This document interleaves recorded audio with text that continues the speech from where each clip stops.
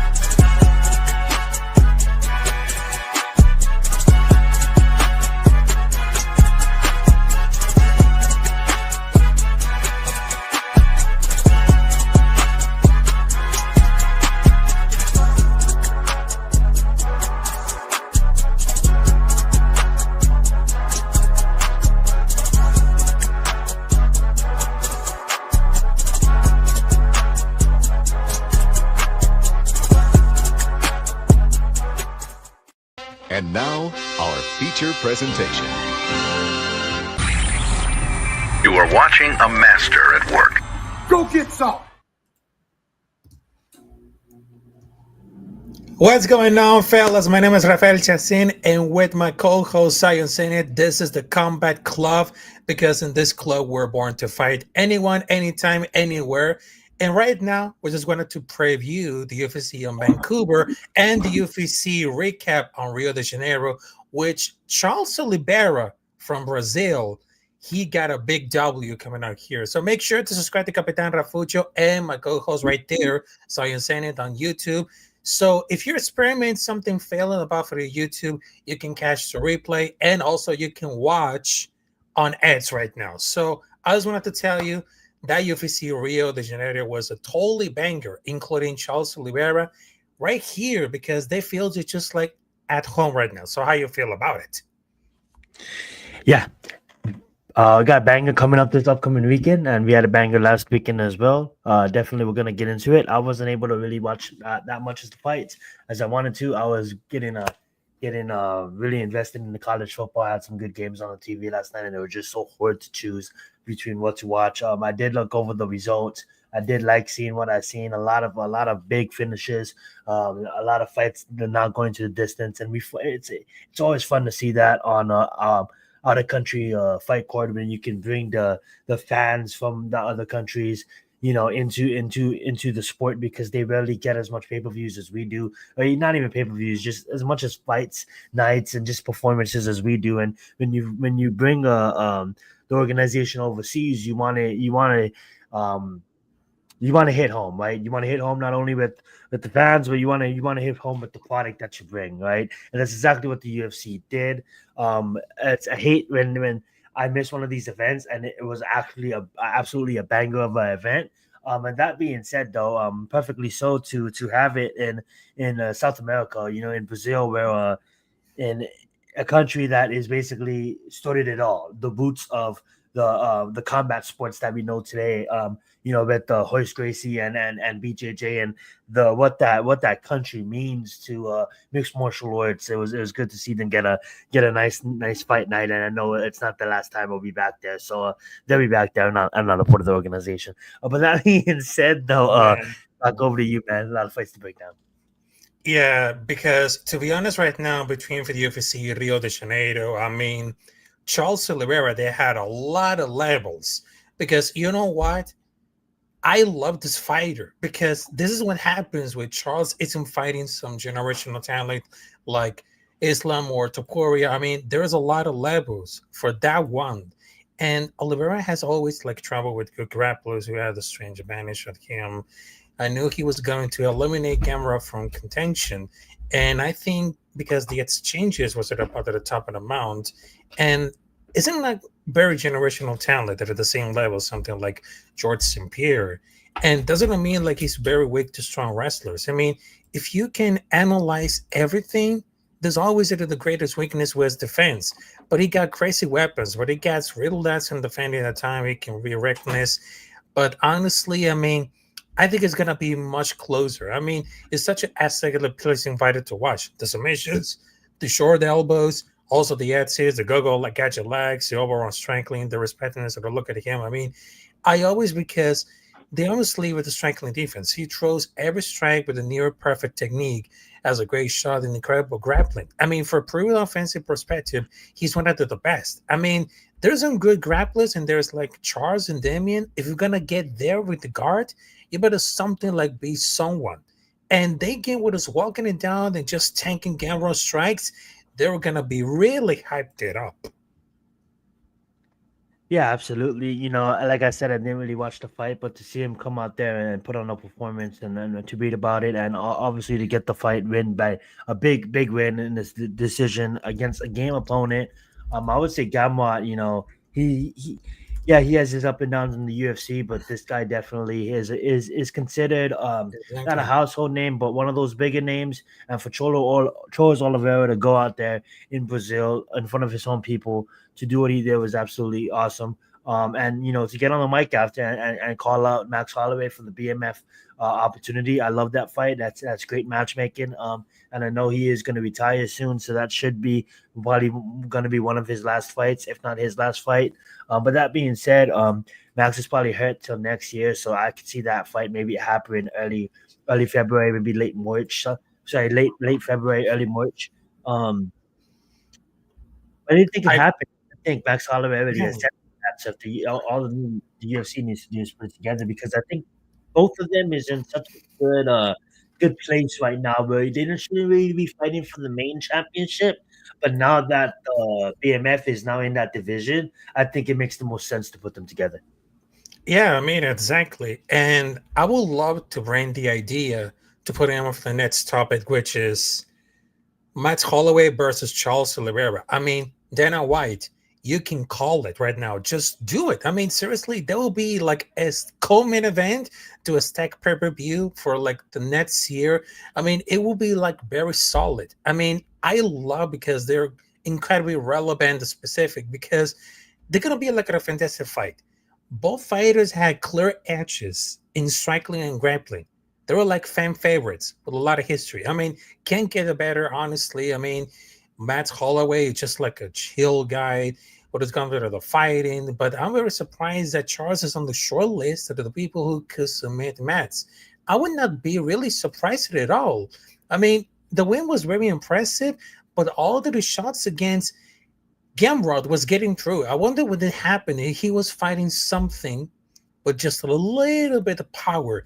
It's just like that Ali has at the chambers are the big problem, but that is true for everyone, including Holloway, who has most of the durable chains of all time.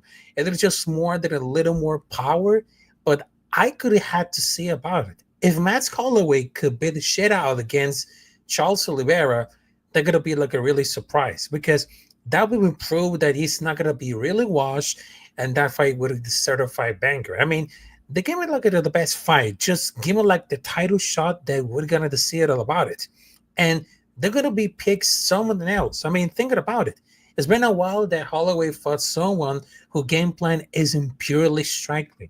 Oliveira could be like the best grappler Holloway might face in the past few years, and that will be so interesting. Maybe on February, March, or maybe April. But this is like the type of the fight that obviously wants you to think, but there gotta be a cure.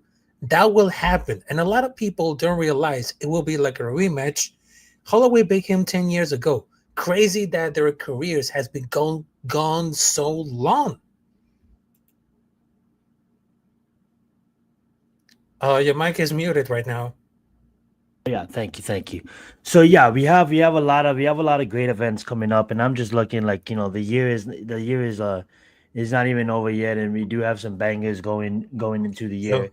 We do have that other UFC events that we will talk about, but just to focus on the early March February event, you're looking at probably around UFC. I would say if I had to guess 320, 326, 327, and with the UFC 326, 327, possibility of 328, you're gonna be a brand new network. You're gonna be on Paramount. You're gonna be with a new company.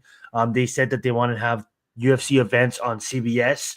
So why not have a major February, March, beginning of the year kind of chord where you probably get someone like Alex Pereira who wants to fight John Jones in closer to July.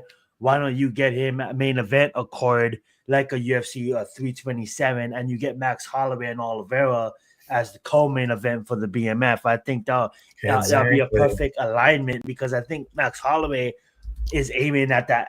Everybody wants that White House cord, but I think the UFC too wants both fighters like a Pereira and like a Max Holloway to be available around that time too, just in case. So if you put them early, you know, late February, early March around UFC 326, 327, maybe 328, not only do you get that on Paramount, but you Hmm. have that first official CBS cord. So now you get a stack pay-per-view cord in the beginning of the year, and then now if Max Holloway and Oliveira escapes with a victory, Alex Pereira, whoever he's fighting, I think that sets it up for Alex to come and be like, "Yo, I want John Jones next, but I'm not gonna fucking wait until the White House. I can fight someone else." Or even better, what if John Jones says, "Fuck no"? What if fucking Oliveira goes out there and beats Max, does not retire, and Pereira beats whoever he beats? Maybe Pereira fights fucking, I don't know, fights someone, and then maybe he fights. Maybe it's just for fucking the sake of discussion. He fights um Akanaev again, right? This is for fucking the third time. I don't know why they'll do that, but they do. Maybe that sets up a fucking Tom Aspinall at the White House or something. I don't know, man. I'm just throwing ideas out there, but I think this Oliveira Yeah, versus Max Holloway will be fun to watch. I think Max Holloway does this Oliveira. I honestly do. I just feel like Gamrot is a good fighter, but he's not at the level of this Ilias and I don't think of Holloway's as well. But you can never count out a Brazilian legend and a legend of a sport, and then one of the biggest names we have in the sport in Charles Oliveira. So that's a fight where that's not a exactly. guaranteed victory by Max. So that's a fight I would want to see as a fan. And it's not Exactly. fair that to him have that loss on his record. It should be a no contest because he did get injured in that fight. Standard rules that'll be a no contest, but we'll get to that when that comes. Yeah, exactly. And speaking about like Max Holloway versus Charles Oliveira, and between John Jones versus Alice Pereira, because I'm gonna tell you like really short it all. If Alice fight with the same pressure that he did against Magomed Ankalaev, I'm more intrigued that ever had the been like a matchup going against John Jones. When he had like seen John Jones struggle like Gus Reyes, it's been like the lone fighters who are being like to invade the space.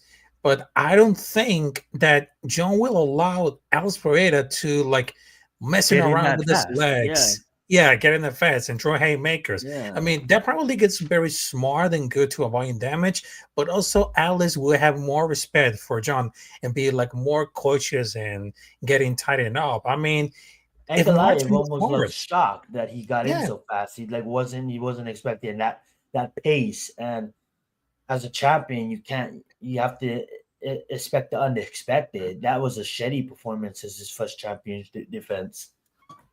That's why I don't think he's valid of a rematch. But I'm sorry to cut you off there.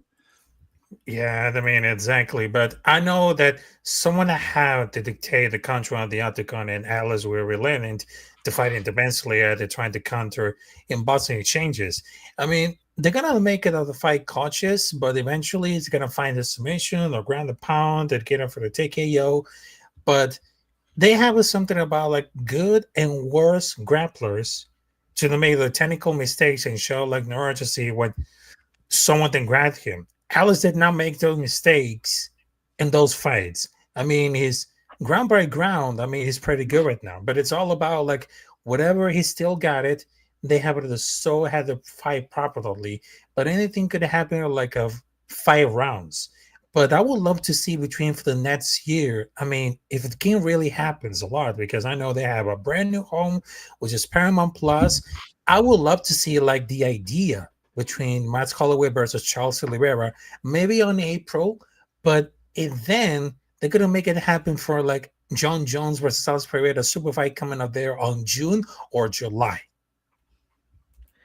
Yeah, if that's the way that the UFC goes, that'd be amazing. I'd love to see Pereira wait, but that's not that far away. I guess that is that is far away. I don't think he does. You mean like you're looking at March, April, May, June, July? That's looking at almost 8 to 9 months.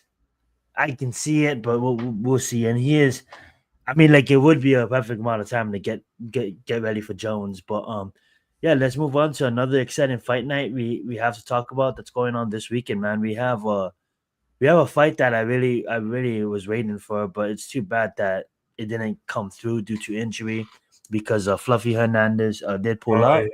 So hopefully he does get healthier. But we got DTR, Ritter versus who's he going against? Honestly, I can't. That's gonna Now against Brandon Allen. Brandon Allen, two and Yeah, three in his last five.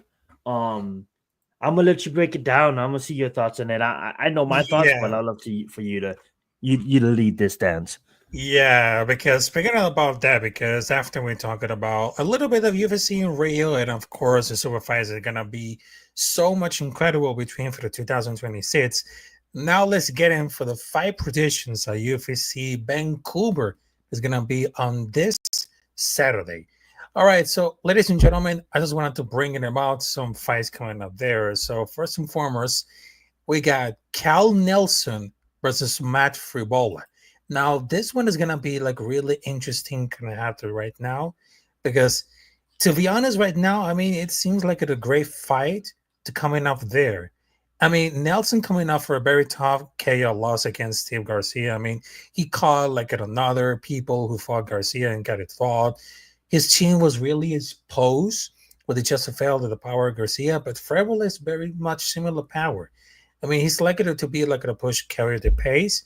I know his nickname is Steamroller for a reason, and certainly lost his steam over his career. But his first round finish potentially is still absolutely astonishing, but something you should probably gun bet on it. I mean, Freville is like the standard heavy-hitter UFC fighter, marching forward, the swings for the fences without caring the world. But between for like the striking, I mean, a man with no chin fights who does the cracking chins, but also doesn't quite look at the chin himself. Someone's going down. It might be Nelson because Frevola got the first round power. And between for the wrestling and grappling, it's not gonna really happen at all. Not gonna really happen. But I think that They could have expected a lot of the violence and wild pace of Ribola has find the chin to the Nelson against like a hands raised, like at a much like a Canadian crowd.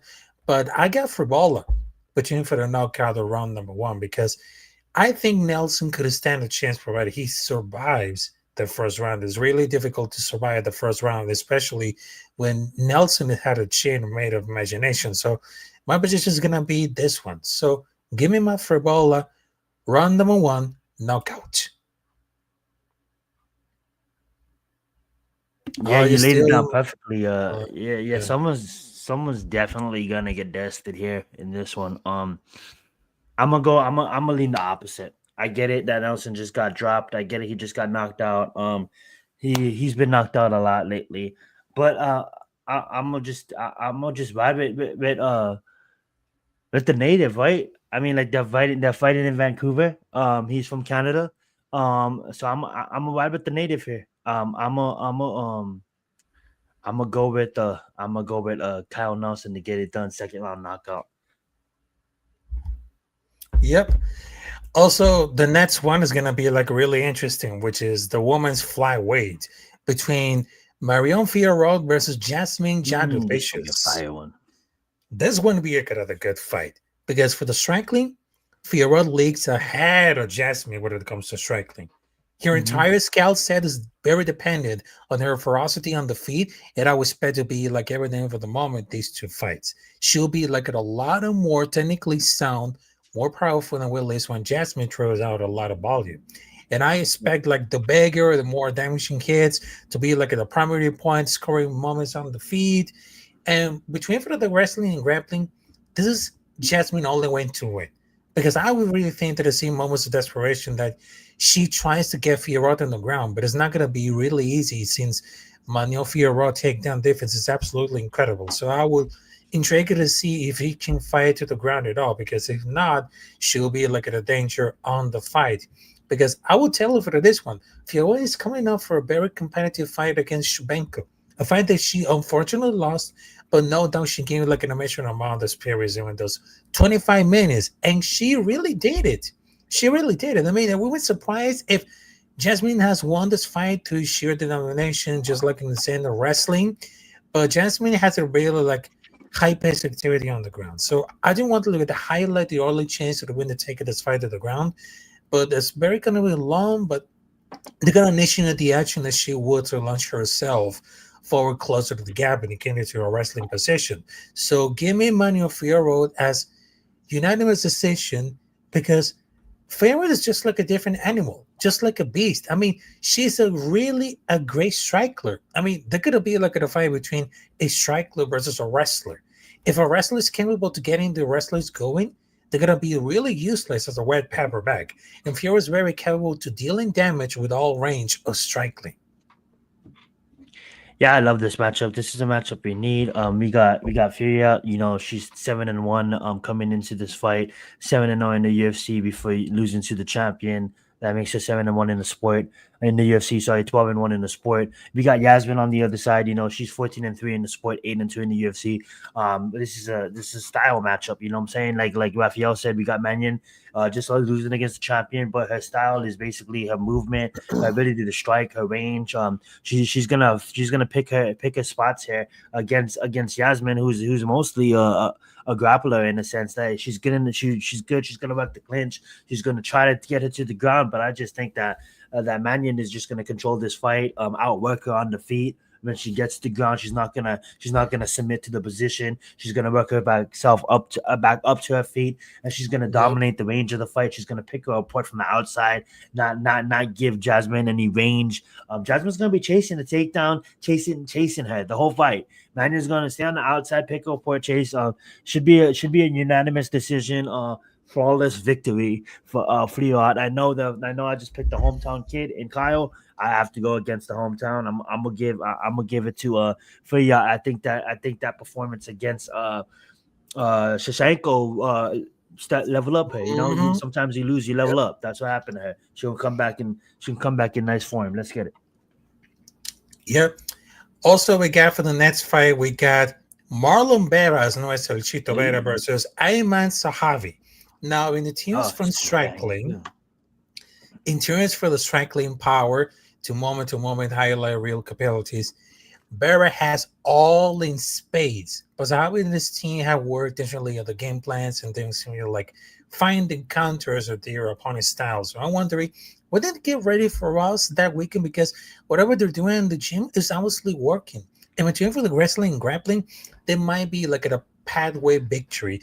But I don't know it's gonna be like at a game plan because they're further of the division. I mean, there's more often to anybody's. So Barrett's coming up with a back-to-back loses the decision against Figueredo and Sean O'Malley, two very tough opponents to a fight. It was obvious that whatever Barrett's unable to fight in space and get an opponent off of him, he falls behind certainly the scorecards. I mean, this been like a repair this partner in this career for quite some time, but it's because fight of all the cylinders quite handily.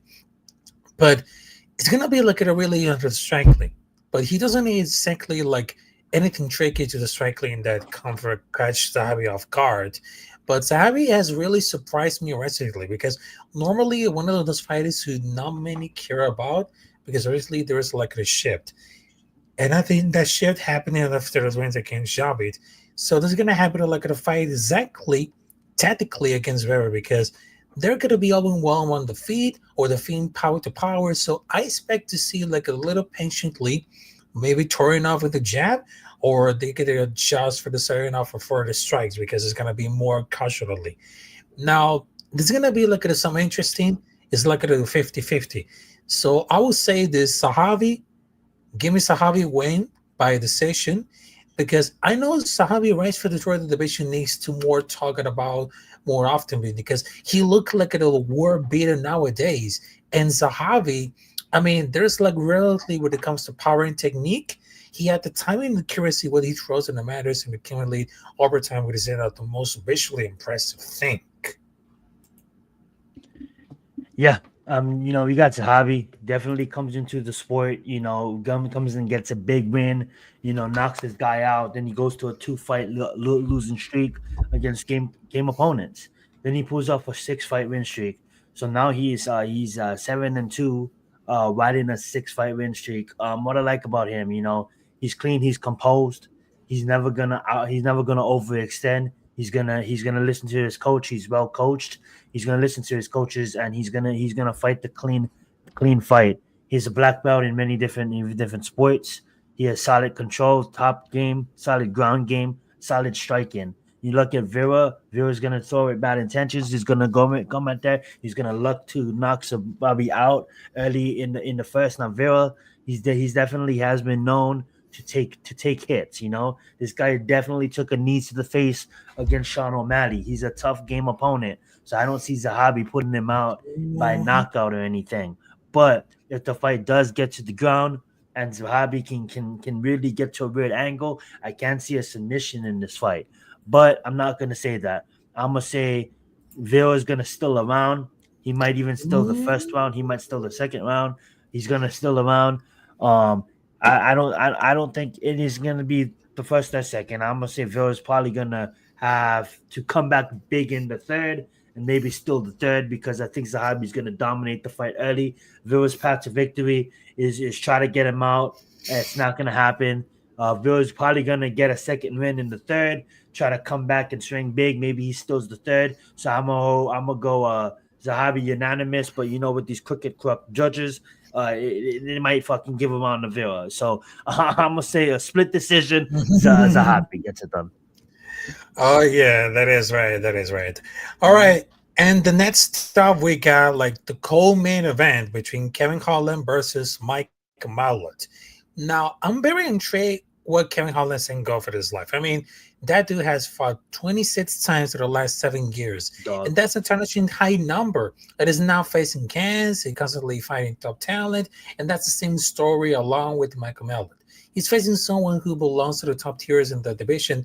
But the main problem about for Holland, he takes like 0 breaks and is capable to learn new things. That he probably in his skill set, like enjoying like being like an average fighter because of the height and reach makes like pull off in the miraculous stuff. And that is true because his height and reach advantage and that fight should be in our interest because it's very good striking at distance. And between for like going for the tribe as long as the fight remains standing.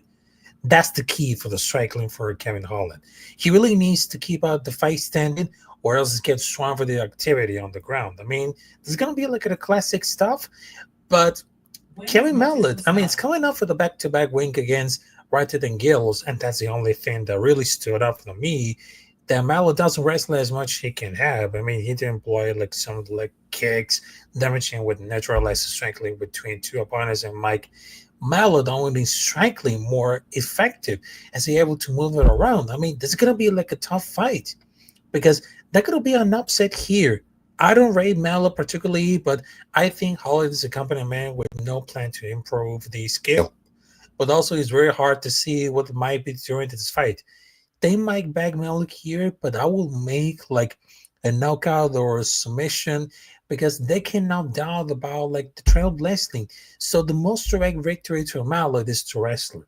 As me accomplish success because this is like a Kevin Holland fight. Who knows about it? So give me Mallet submission round number 2 because it's gonna be like a main criteria to success. Because with those leg kicks and those submission fights, I mean, he has a really decent boxing.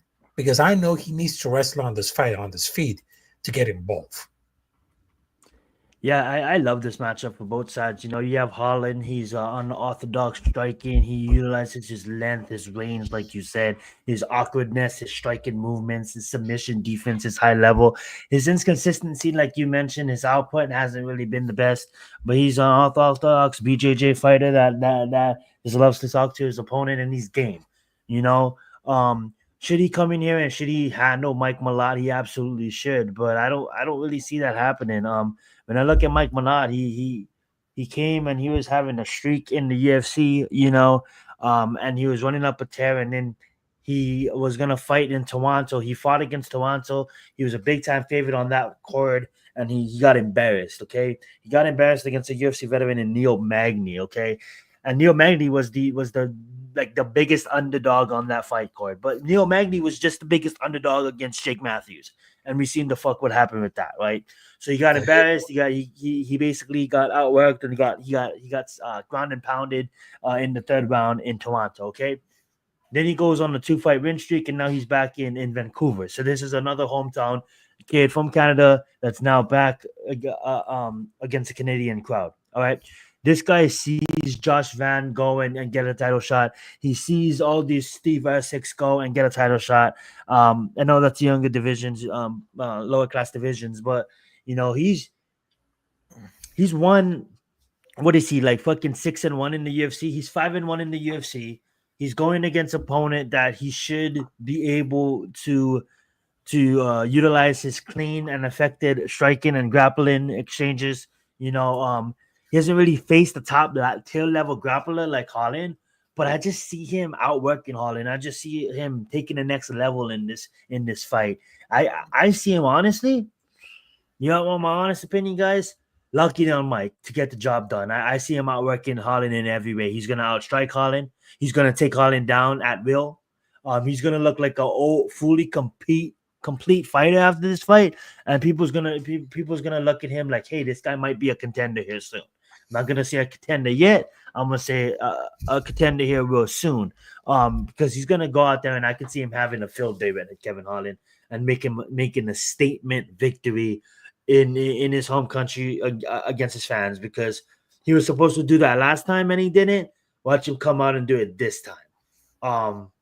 Yeah, so I'm gonna say Mike Malott inside the distance, and if it goes to decision, fully domination. And that's not because Kevin still lost to Christian Rodriguez. I think Christian Rodriguez is a dog. I think Kevin Holland is a dog. I just think Mike is not gonna leave without a victory. His mindset's not gonna have him leave without a victory on Saturday night. Yeah, that is right. That is right. So I just wanted to tell you, let's give her a lot of applause for that. And we just wanted to sign off of it because, to be honest, right now, we're going to put the preview of the main event coming up there. Renata Ritter versus Brandon Allen. Now, both fighters, they have a great resume coming up there for like another MMA promotion coming up there. But to be honest, right now, he's coming off a string of fantastic victories. including against Robert Taker. Now, the only thing Mhm. that I will harbor endlessly because those knees are not in the middle of Rainier the Redeer because they absolutely delete the cardio of Robert Taker, stepping in within half of the duration of the fight, which is completely blowing up in my mind. But Rainier the Redeer is not an easy task from Brendan Allen. Even if Allen was going to take for that fight to the ground because he tries to run a Brazilian Jiu Jitsu.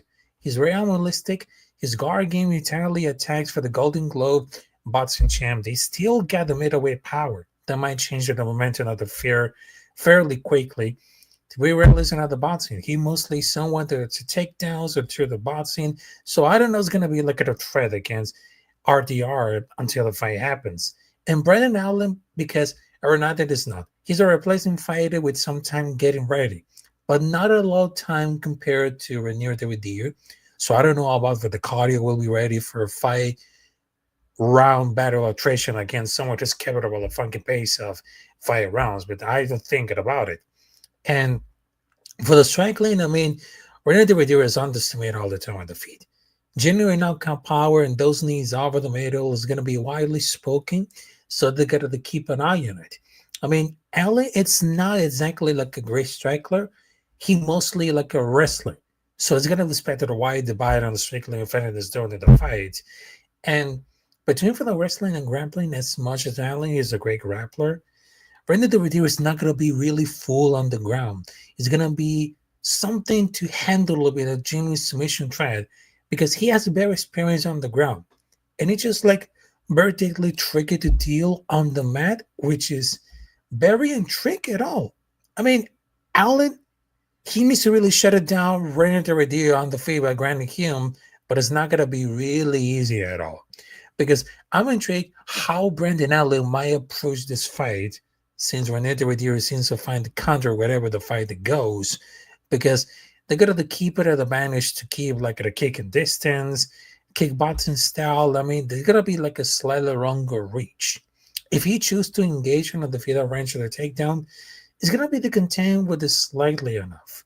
But I really think that Redemptor Redeer is gonna have a great of the fight. So give me Redemptor Redeer knockout round number 2.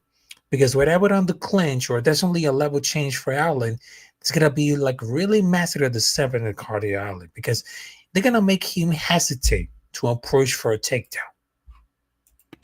Damn, you got DTO by a knockout? Yep. That's crazy. I can or Dior. I'm sorry. Yeah, this is gonna be. I don't know, man. Like, I want to give like homie just said, MMA anatomy. Allen is much better than people give him credit for. No, he absolutely is. He absolutely is much more better than people give him credit for.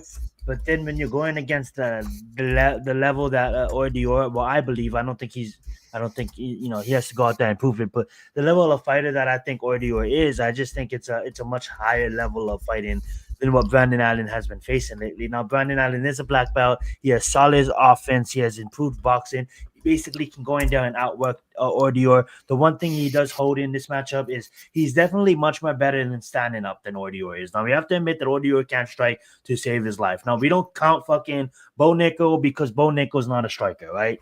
When you look at Dior, he can't go in there and strike with fucking Brandon Allen because Brandon Allen is probably going to outstrike you. He probably has way better Muay Thai and clinch game than you. What Odior excels at is taking the fight to his playground where he wants it to be. Absolutely. Allen has many paths to victory, and that's what makes this fight so excited. But I think Odior is great in exactly what you just said. In his ability to know where he wants to take the fight, to not mess around. So I'm not gonna stay. I'm gonna hang with you. I'm not gonna give you any chance. I know I'm an elite top game control fighter. And when I get there, I'm gonna control the ground game, and that's what he does there. His striking is real basic. Hopefully he has worked on that. I think if you're a elite ground fighter like Ordior is, you need to work on your striking because that's how you're gonna beat high level competition. I just think that this was such a good fight night for the reasons of Fluffy, but I just truly believe Mm-hmm. Brandon Allen's game, and anything can happen on a Saturday night, and we just seen upsets galore this year. So much upsets, but at the end of the day, I just think that Ordeal is on the title one. That is like this guy should be fighting for the title next, and the fact that this division is so stacked, he's not. And if this was any other division outside of the light heavyweight division, sorry, lightweight division, this and this division, I mean, like he'll get a title shot. And the fact that this division is so stacked, the three middle divisions for some reason are so stacked. But yeah, statistically, Allen should be able to present many problems. I absolutely agree. He's great. He has got the I traditional agree with that. definitely has some range. Definitely what's the reach differences? Raphael, can you look that up for me if you can? I didn't get a chance Oh, to about tap for on the like the yet. reach. I But mean, this is but gonna be like a really here's my might be response to high. that, and that's big. That's big. Reach does matter. Yeah, But that's really I big. just think that I just think this is. I know you shouldn't look at MMA like this, but I just think if Brandon Allen was to go against homie Whitaker, he'll get fucking demolished. And I just think Yeah, that Whitaker, the Whitaker was clearly not on Ordeor's level. So I don't think that Brandon Allen. I shouldn't say he shouldn't stand a chance. I'm not gonna go on a limb and say Ordeor knocks him out. That's bold. I give you credit for that shit. I'm gonna say yeah, submission. I'm gonna say he gets him down. He submits Brandon Allen, and I I shouldn't be doing this to Brandon Allen, but I'm gonna say first round submission. He gets him out of yeah. there early. Yeah, Ooh, that was very good. And also shout out to MMA normally to get over the comments. definitely, Also shout definitely. out to the Idaho Skateman. But I know between for like crazy how that slick knee that it throws like hand like this because it reminds me of like a René de Redir, just like exactly like Draco Suplessis.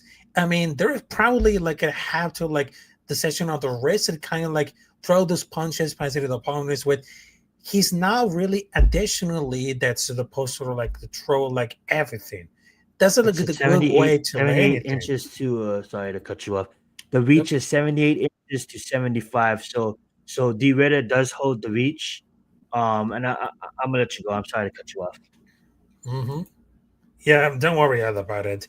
But I mean that between for the, like the massive frame technical to be like a sausage and slugfest with those knees. I mean, I understand that Renier de Redir, it became something like really incredible. It looks like it become like the eighth fight the UFC in history to win four more fights in a year. I mean, it's very basically at all because the Redir is really regarded for this grappling. I mean, there's some feel like the strangling is a significant weakness, but I understand that at some point he cannot wrestling. The strangling is very basic, but he take that advantage right now. I mean, the large frame is seen at the advantage, but there's like it concerns how we'll perform against top tier strikers at the UFC because he probably fought the one championship when he was facing against a double champion, Game, bro. but the quality of the competition, but he might label good about it. I mean, this is like the big close enough for like the wrestling and grappling edition. I mean, he's very potential for the success, and he brought a lot of exciting fighters coming out there. And there's nothing can really tell about the grappling style of Renier de Redir. I know he can feel like it really improve right now, but it's way too like really easier than what it always are the two wins of the way. But this is gonna be like a striking, if not very very basic because he didn't pull off of the zero IQ mode to get off the ground, but he's like significant bigger because I really think it's very good as people think, but they're not going to be shelled enough. I mean, the fact is because really Redir is like one of the middleweight jumbo champion, and he knows understand about how the grappling could change a lot. I just love the fact that he's passing every test. I mean, like you have this guy coming in from another organization that was absolutely demolishing those guys for a long period of time, only to lose to, like you said, the other double champion, and this guy was a double champion himself, but he did revenge that loss. And if you look at that guy's record, the guy only lost one time to him. So it's like who's he beating? I get it, but when you go into the UFC and you go against a Shark and you pass that test with flying colors. You go against a Kevin Holland, you pass that test, right? Everybody's fucking hype, boy. The whole fucking world's on Bo Nickel, the UFC prodigy, right? Bo Nickel this, Bo Nickel that. Like, not even Sage Northcutt had as much hype as Bo Nickel did, you know? And Sage Northcutt sucks. Bo Nickel's a clearly way better fighter, but you have a fighter that literally is, 6-0 coming into the fight, 7-0 coming into a fight with you, and you're like, yo, why am I even facing this guy? Like, right now. Goes out there, fucking handles business like he should. Shows the UFC brass that, hey, don't put me in a fucking position to beat up on these fucking young contenders, because I will fucking do. Then the UFC's like, okay, we're gonna fucking start respecting you. Here's Robert Whittaker, a fucking ex-champion, a guy that literally beat the who's who at the middleweight division, and he passes that test. This was supposed to be fluffy, bro. This was supposed to be fluffy, and I'm sorry, Brandon Allen, that you're getting this side of me, and I don't mean to dismiss you, but I mean, like, I don't look at Brandon Allen as a top middleweight, and maybe he proves me wrong on Saturday night. Maybe Brandon Allen all in. He's all in, if he comes and puts all his chips on this fucking fight and steals the moment. Because if he can beat D Ritter, now his name comes into title elimination immediately. Exactly. Because if you go out there and you beat someone like D Ritter, that honestly, I don't know what the odds is, but I say D Ritter is probably minus 200, minus 300, minus 300, minus 200 at least. I'll actually get those odds for you before the end of the show. But back over to you, I'll get those odds right now. But like, I just think that there's levels to this shit, and D Ritter is on the championship crest right now, and fucking Brandon Allen is like one of those fucking bosses you meet before you go to the level 2 fucking boss, and D Ritter's on like level 6 about to meet the fucking final boss. That's what I feel. I'm not trying to be mean, but that's what I feel. You know what I'm saying? Go ahead, back over. Yeah, I know, because I know all around for those fights. I mean, they're gonna be like really aggressive when it comes to like the striking and of course the grappling. But I think the game plan for Rene the Redeer is gonna be very effective about for the striking and of course with the grappling.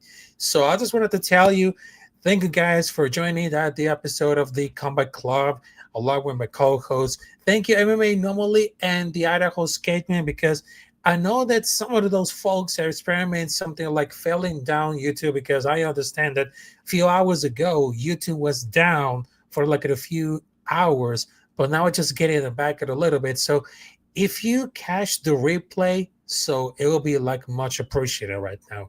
So the UFC Vancouver is going to be on this Saturday. And then for the next week, which is on Saturday, they have the UFC 321 between Cyril Game versus Thomas Pinal. Is going to be 1 p.m. in Abu Dhabi.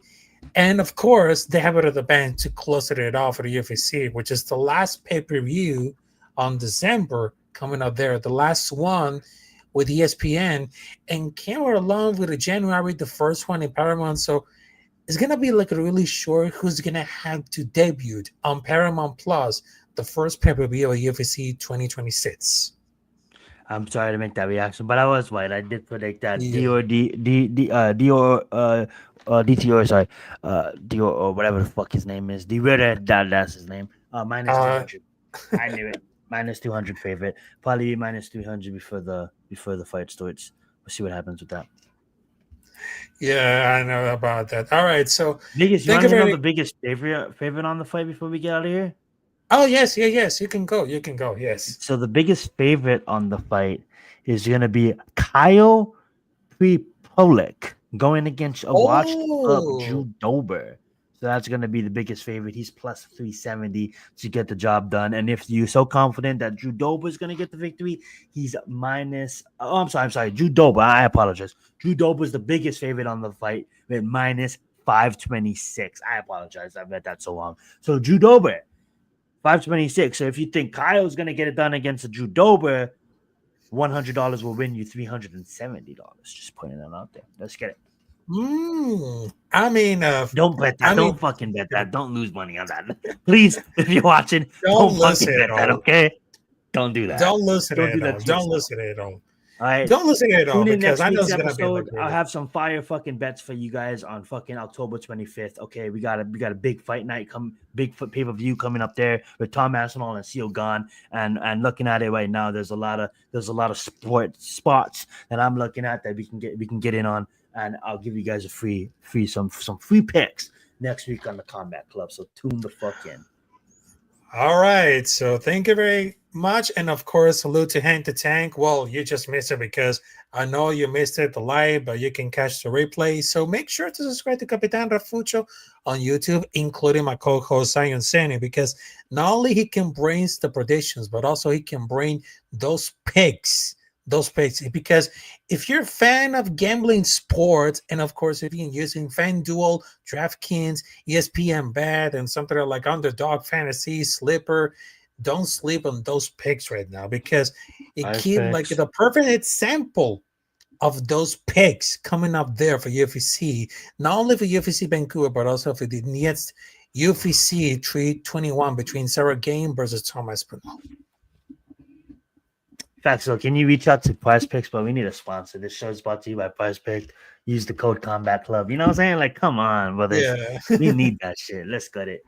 All right. Yeah. All right. So have a good one, folks. And of course, we will see you there in another episode of the Combat Club. So we will see you there at the next episode, along with Capitán Rafucho and Zion Zenith. Let's get it.